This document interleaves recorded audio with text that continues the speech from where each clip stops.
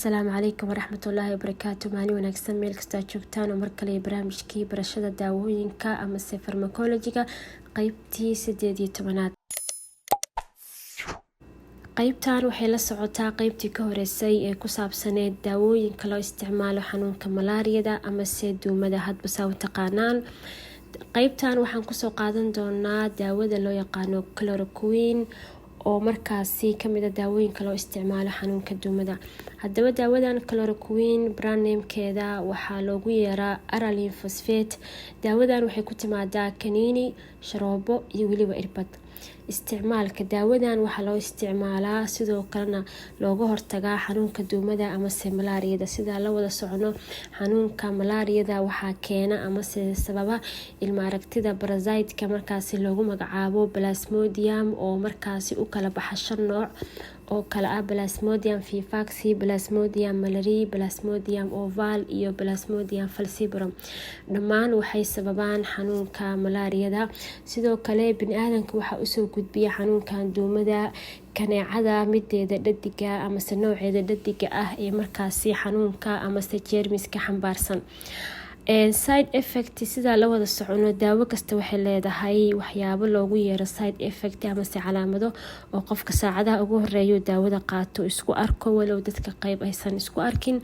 haddaba daawadan chloroquine qofka markuu qaato saacadaha ugu horeeya waxaa laga yaabaa inuu isku arko waxa loo yaqaano loss of appetite ama inuu cuntadii markaasi uu xagga cuntadii baahidii u qabay oo kale inay ka yaraato oo wax gaajaaba aysan qabanin ama cuntadii inay ka xiranto. dadka qaybna waxay isku arkaan waxa loogu yeero diyaariya ama shuban yar walow dadku aysan isku mid ahayn, qaybna isku arkaan qaybna aysan isku arkin. haddaba daawadan siday u shaqeyso waxaa loo isticmaalaa in markaasi looga hortago ama si lagu daaweeyo si markaasi loo ciribtiro ilma aragtida parasite-ka ee markaasi sababaysa xanuunkan duumada ama malaariyada. maxaa dhici kara haddii daawadan qiyaas ka badan isticmaashid ama qiyaastii lagugu talagalay in ka badan aad qaadatid. haddaba daawadan qofka hadduu qaato intii loogu talagalay in ka tiro badan waxaa dhici karta qofka inuu isku arko waxa loo yaqaano loss of vision ama qofka in aragtidiisii ay sii yaraato ama aragtidii in markaasi ay ka daciifto. sidoo kale waxa loo yaqaano low blood cells in unugyada dhiigga ay hoos u dhacaan ama inay markaasi normalkii xadkii loogu talagalay ay hoos uga dhacaan. sidoo kale waxa loo yaqaano muscle damage qofka markaasi in uu ku yimaado muruqa xanuun.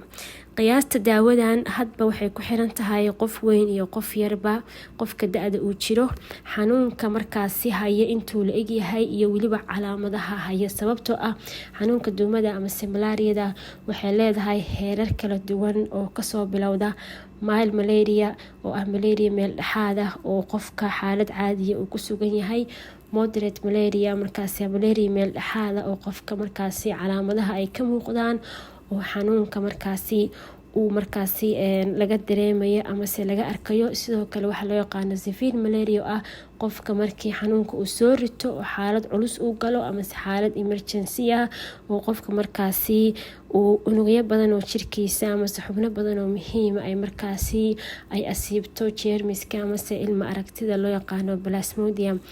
haddaba qiyaasta daawadan la qaadanayo waxay ku xiran tahay ilmaha oo kale, ilmaha da-diisa, sidoo kale ilmaha culeyskiisa. haddaa qof weyn tahayna waxay ku xiran tahay qofkaasi da-diisa, sidoo kale xaalada markaasi qofkaas haya iyo hadba xaaladiisu sida ay tahay oo malaariyada ay u hayso. sidoo kale hooyooyinka uurka leh iyo hooyooyinka ilmaha nuujinaya iyo sidoo kale dadka xanuunada kala qaba sida xanuunada hypertensionka dhiigkarka ama sonkorta, xanuunada qofka waqtiga badan haya waxaa wanaagsan intaysan daawadan qaadan ama aysan iska isticmaalin inay marka hore la tashtaan dhakhtarka inay qaadan karaan in kale. sababtoo ah dadka qayb waxaa jira daawooyin hore ay qaataan ama daawooyin hore ay u socdaan karaan oo markaas laga yaabo daawadan haddii ay daawooyinkaas la qaataan inay iska hor imaanayaan. sidaa darteed mar walba waxaa muhiima qofka inuu ka taxadaro in daawooyinka uu isku qaadanayo ama isku cunayo inay noqdaan daawooyin aan wax dhibaataa ay ka imaaneen. sidoo kale qofka haddii uu daawadan iska badiyo oo intii loogu talagalay ama qiyaastii loogu talagalay iska badiyo, waxaa laga yaabaa inuu isku arko madax xanuun, dawakhaad ama wareer, isbedel ku yimaada garaaca wadnaha.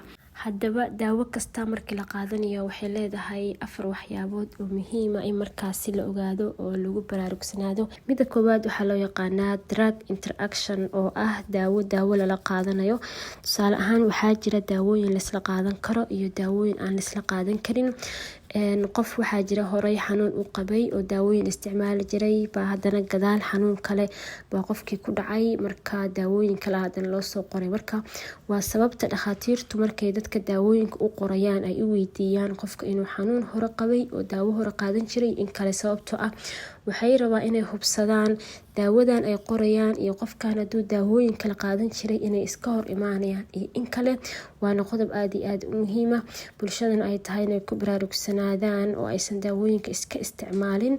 haddii ay 2 xanuun ama 3 xanuun qabaan oo kale ama daawooyin isticmaalaan, inay dhakhtarkii la tashtaan daawada inay iska hor imaanayso, in laisla qaadan karo iyo in aan isla qaadan karinba inay iska hubiyaan. qodobka labaad waxaa loo yaqaano disease interaction. waa qodob muhiima markii qofka uu daawooyinka isticmaalayo, gaar ahaan dadka qaba xanuunada aadka u daran oo qofka isbitaalada ay ku khasab tahay inuu la galo, gaar ahaan xanuunada loo yaqaano chronic disease-ka oo qofka inta noloshiisa ka dhiban markaasi uu la noolaanayo. haddaba xanuunadaasi waxaa jira xanuuno qofka markaasi haddii 2 xanuun waaweyn ay ku dhacaan ay markaasi mid kasta si gooniya loola tacaalo ama si gooniya qofka in loo daryeelo ay u baahan tahay. qodobkaas waa qodobka labaad. qodobka saddexaad oo tahay qofka markuu daawo qaadanayo inuu iska hubiyo waa waxa loo yaqaano in contraindication. waxaa jira waxa loo contraindication oo ah daawo kasta waxaa jira dad ay mamnuuc ka tahay inay qaataan.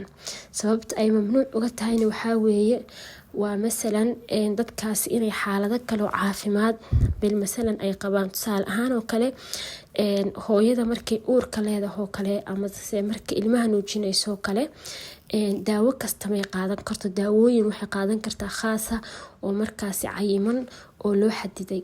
marka saa darteed daawo kasta waxaa jira dad gooniya oo la dhahay daawadaasi mamnuuc bay ka tahay inay qaataan. marka qodobkaasna waxaa la dhahaa contraindication. marka waa muhiim in la ogaado daawadan yee mamnuuc ka tahay. qodobka afaraad ee muhiima isagana waxaa weeye waxaa loo yaqaano indication. daawo kasta waxay leedahay dad loogu talagalay inay qaataan. marka waa systemka daawooyinka ay ku shaqeeyaan oo markaasi loo maro indication, contraindication. indicationna waa daawadan dad baa loogu talagalay oo loo soo saaray, macnaha waxawey dadkaas dad aan ahayn hadday qaataan. bilmasalan oo kale qof sonkor qaba daawo loo soo saaray, haddii qof kale oo xanuun wadnaha qaba uu qaato waxaa laga yaabaa qofkii daawadaasi inay dhibaato u keento. marka waxaa waaye daawo walba xanuun baa loogu talagalay u gaara, waa in xanuunkaasi loo daayaa oo xanuun kale aan loo isticmaalin. marka daawooyinka qeybna markii la leeyahay contraindication waxawey daawada mamnuuc bay ka tahay qofka hadduu xanuun noocaasa qabo amase hadduu xaalad noocaasa uu ku jiro. muuqaalkeeni maanta intaasuu ku egyahay. haddii aad waxun ka faa'iiday la sii wadaag asxaabta oo na sii sheer garay. haddii aad nagu cusub tahay nagu soo biir. wassalaamu calaykum waraxmatullaahi wabarakaatu.